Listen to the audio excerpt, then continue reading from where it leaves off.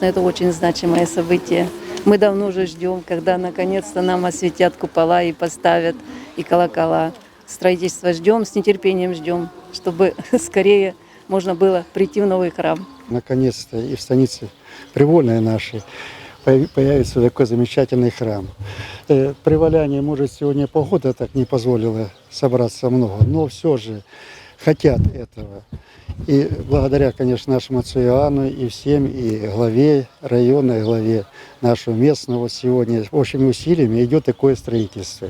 И сегодня знаковое событие, поднимутся купола опять, золотые вот эти будут сегодня, и колокола будут. Это о том, что добрая весть придет, и что будут покровители, и Привольно еще зацветет, еще богаче станет, краше, и те традиции казачьи будут соблюдаться у нас. Такой красивый храм, лепестки золотые будут созывать всех, я думаю, в храм, и все будут приходить с надеждой и верой. Буду обязательно ходить, постараюсь и внуков приводить, детей, если будут приезжать. А какая красота, какие купола вы видели. Прям замирает сердце. И сегодня у нас, по сути, исторический день.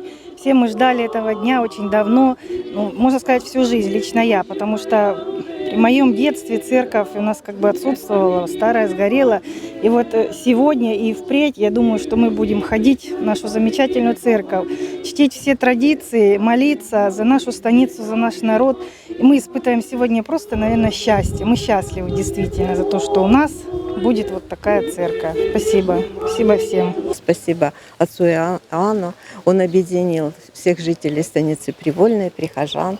И мы вот смогли так всем миром строить этот храм. Наши предки, когда приходили на Кубань, первое, что они делали, это ставили храм.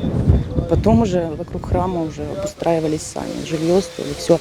Также поступили и в Привольной поселенцы, когда пришли сюда, сразу поставили храм. Вот.